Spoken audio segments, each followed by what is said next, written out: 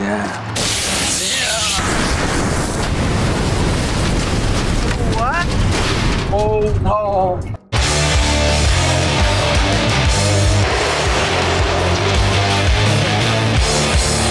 LiftTheChucks.com has the juice.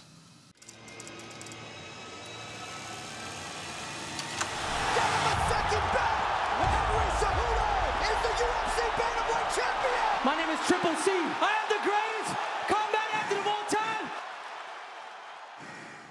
What's up, everybody? Welcome to this episode of Tell the Tape. I'm your host, Henry Cejudo, aka Triple C. And on this episode of Tell the Tape, I'm going to be dissecting Jorge Masvidal versus Gilbert Burns. Guys, this wouldn't be possible without our sponsors, Lifted Trucks. You guys make sure to go to liftedtrucks.com and get your Lifted Truck. America's first original custom truck store since 1995. Let's get straight to it. Gilbert Burns versus Jorge Masvidal.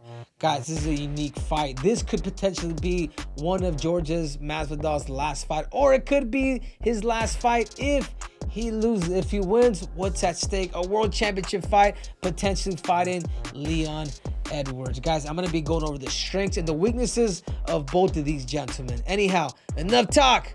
Let's take it to the big screen.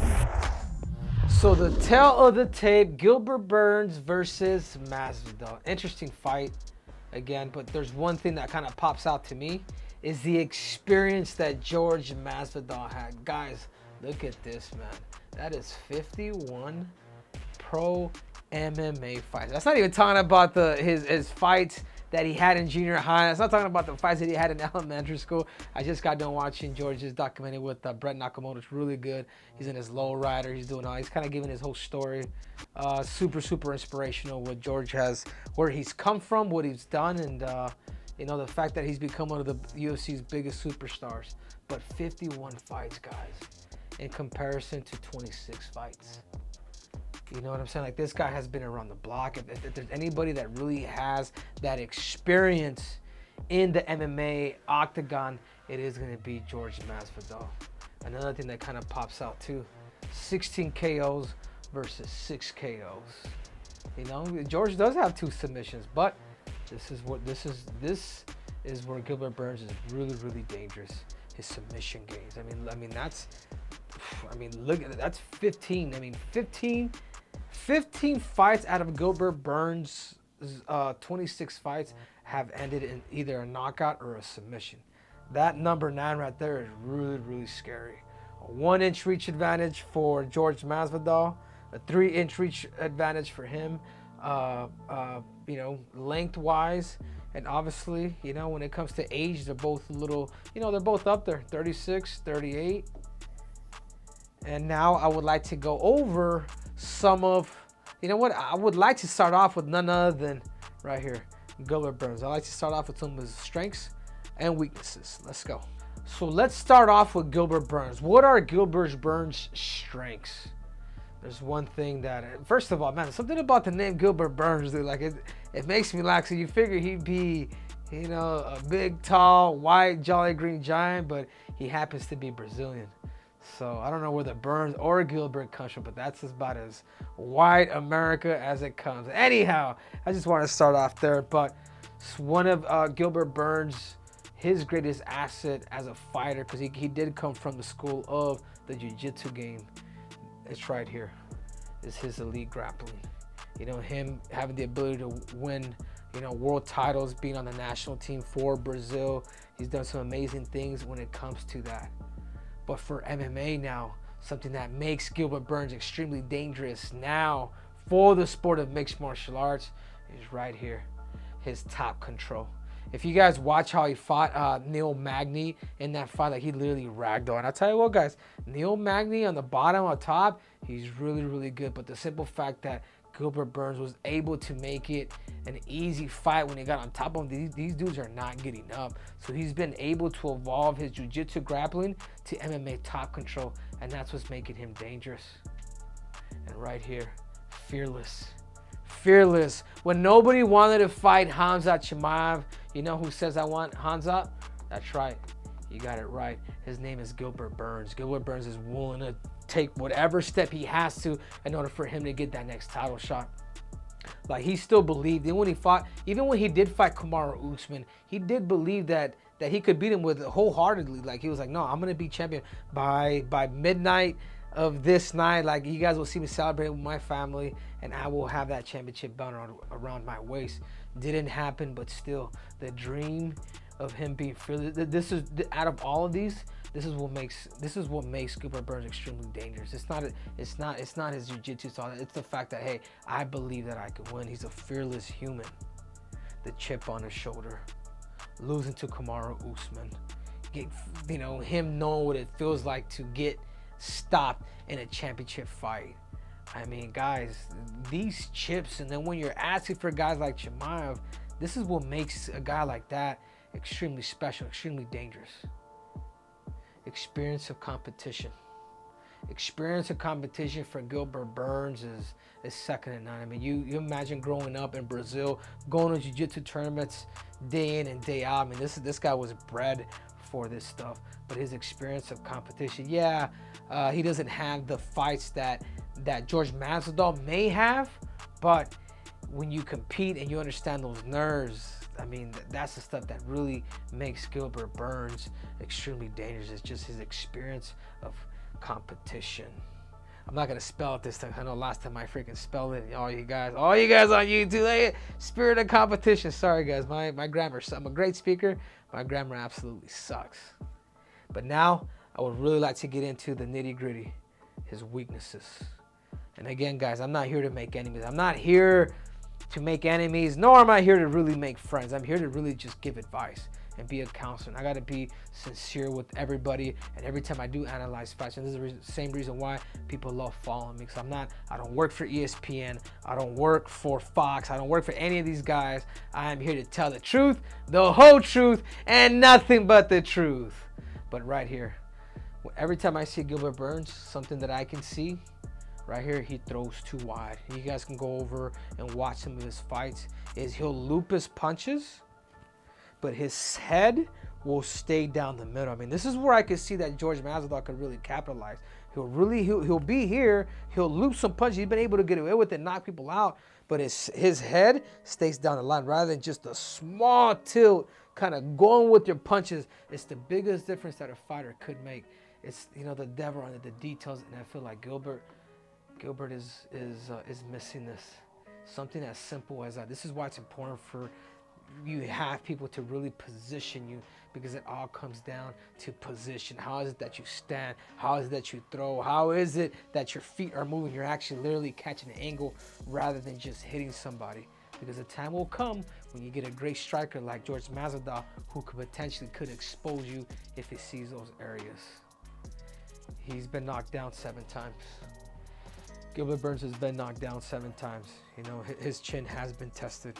And the only person that I've ever complimented on them taking a hit has been, the Kazakhstani Nightmare. That's the only guy that I can see that could take him. Just like, damn, man, he uses that brute strength.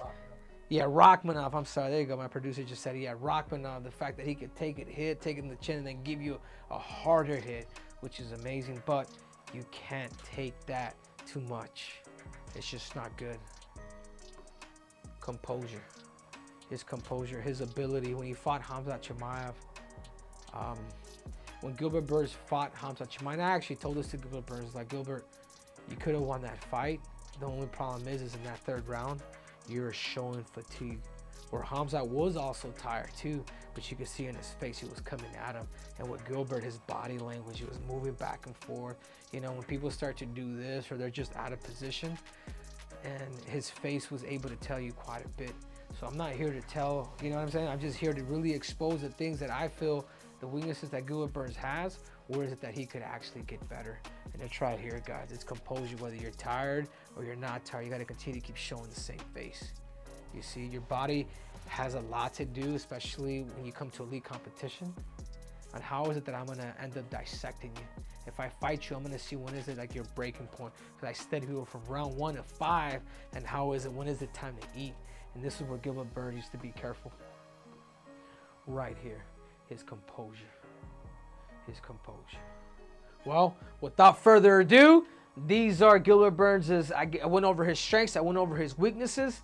Now, guys, let's go over to the one and only. People call him Street Jesus, Game Bread, the one and only Jorge Masvidal. Guys, Jorge Masvidal has been around the game. If anybody really has the American dream story, it's a guy like Jorge Masvidal. Parents came from Cuba, migrated. I mean, this kid, we have a very, very similar life. This kid went through hunger as a kid.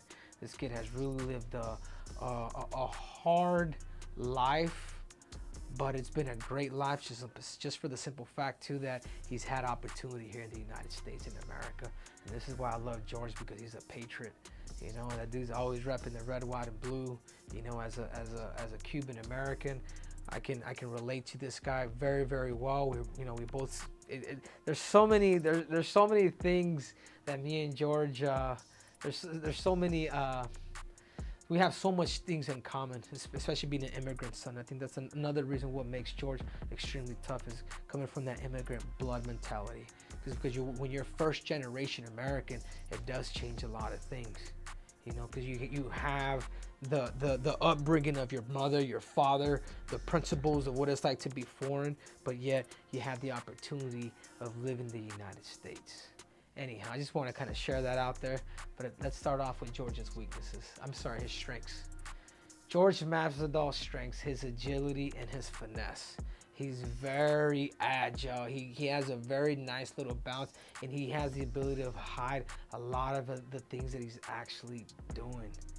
You know, he'll hide certain things because he's super agile. He has great composure.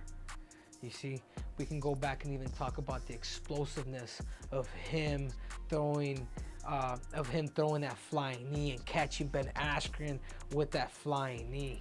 You see what I'm saying? Like, he can go 0 to 100 real quick. That's right. Or we can go back and watch that fight with Darren Till when he was losing the fight. Blitz step. He was able to do kind of like that Superman, be able to catch him with that left hook. I want to say right hand, to be able to put out Darren Till to get the victory. His boxing. This man has a great boxing coach, and he's been around his coach for such a long time, from what I know.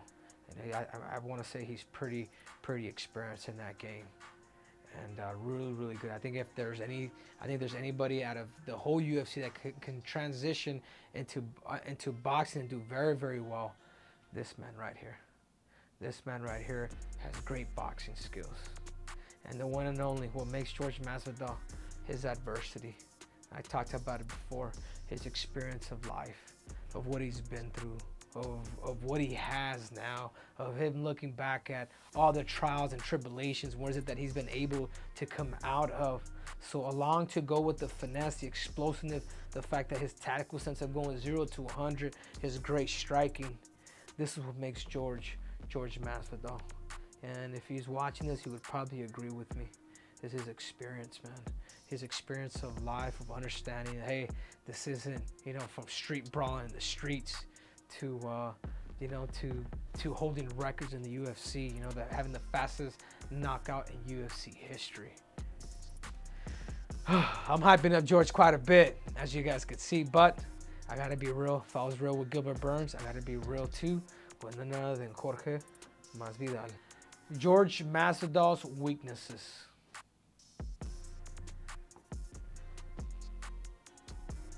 His wrestling. And in particular, it's not even his wrestling, it's more of his defense. And I'm sure George could wrestle. I know a lot of people, I've talked to a lot of people, the dude could actually wrestle. But when it comes to fighting, I think he gets a little too eager to let his hands go. You know, he wants to put on the show. And it's not even for anybody else but himself. Like, he wants to get rid of people. But it's the same reason why you got to pay more attention to this. When people understand you're that dangerous, they're going to want to take you to this line right here. If I fight Jorge Masvidal, and I got, you know, I consider myself pretty good striking, I'm taking you there. I'm taking you there because you're too dangerous. You've been able to show that. You've been able to knock people out senseless. He beat a two-time NCAA champ, my Olympian, Ben Askren. I mean, the dude will throw the kitchen sink out, you know? So Wrestling's the biggest thing. His scrambling abilities. There's positions where he was wrestling with, where he was in a scramble with Kobe Covington. He was actually winning the scramble, and then he actually got out scrambled. You see what I'm saying? So the scrambling is a feel. It's chain wrestling. Is how is it that I could chain wrestle and yet be in position for people to get the better bite of you, rather than trying to scramble or be in a position and you're winning the position and the dude gets around you because you're not accustomed to those other little loopholes.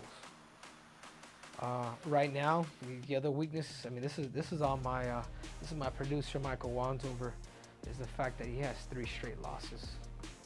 This isn't me, George. This is him. His name is Michael Wandover, the guy who loves to pay steak dinners, but he believes, and I personally don't believe that. I personally don't believe that George, that these straight that his last 3 losses, or his last 3 fights have been losses. I think George has that chip on his shoulder. So a lot of people may say that. To me, this is a question mark. You know, I love the fact that George is talking about a timeline on when is it that he wants to fight, because he's like, hey, I win this fight, I fight for the title. I lose this fight, I'm considering just calling it quits. You know, a lot of people say that's a bad thing, but not really, because I think after 51 fights, the mileage, I guess if you want to call it, you know, you've done enough. You've done enough. My question is, how is it that you saved your money? Are you able to invest? Which I'm sure George is a pretty smart man, and I know he's getting taken care of by the UFC. I mean, he's getting pay-per-view points. He's a champion that's getting pay-per-view points on a very, very big card. You know what that equals, people? That equals millions. That equals money. Dinero, lana, plata, o plomo. You see what I'm saying? And I think George has done enough to just, you know, to cruise out in the sunset. Yeah, you know, but you never know come this Saturday. You see what I'm saying? Never count this dog out. But these are Jorge Masvidal's weaknesses. I would personally scratch this one off, but I do believe it is an interesting fight. And now let's cut it again. Let's take it back to who is it that I feel is more likely gonna win this fight. Check this out, guys. And a lot of people, this is what really surprised me here with all this. So we can talk about his takedown defense. It's actually not bad. The only problem is, and maybe where this actually came from, is when he fought Kobe Covington. But for the majority of the fight, the more I think about it, George has always been on the majority of the time on his feet. The only time that I've ever seen Jorge Masvidal get controlled by somebody was against Kobe Covington. You see, so don't underestimate that. Does Gilbert Burns have that gas tank like Kobe Covington? Does he have that tenacity? Is he able to chain wrestle? I know he's got great takedowns. He really does. But does he have that gas tank to continue to keep shooting and shooting and shooting? And you guys remember too, keep in mind, this is a 3-round fight. This isn't a 5-round fight. This is a 3-round fight, ladies and gentlemen. So you know where the edge on that, to me, is probably gonna go towards a little more towards George. But let's talk about the takedown defense. Personally, Gilbert Burns doesn't mind being on bottom. You know, it's you take him down, he's gonna be looking for some things. There's some fighters that have the ability to do that, and in this case, his name is Gilbert Burns. You know, look at the accuracy. I mean, equal here, equal. You know, significant striking for the accuracy. And, you know, takedown accuracy. Actually, George has more takedowns than actual Gilbert Burns, surprisingly. Surprisingly. Guys, I know both of these guys, and I really don't want to make a prediction, but I do feel like I think he knows where he needs to take the fight. And I do believe, I do believe George knows where is it that he needs to take the fight. He's probably more likely going to want to wrestle Jorge Masvidal, and more likely, I do believe that George is going to probably want to play the distance game and catch him coming in with something big. You see, typically I make predictions, but I know them both. You know, I gave both their strengths, their weaknesses. I hope none of you guys tend to hate me, but you know, this is the reason why, you know, a lot of people, our YouTube channels blowing up, because I'm here to tell the truth, the whole truth, and nothing but the truth. So who's gonna be the winner? You guys are gonna have to find out. That's right, April 8th in Miami, Florida. I'm looking forward to it. A big thank you to our sponsors, Lifted Trucks. When you guys want a custom truck like Triple C, you guys want to be the king of the jungle like Triple C, you guys make sure to go to Lifted Trucks and be lifted, man. So you guys make sure to go to liftedtrucks.com and get your custom truck.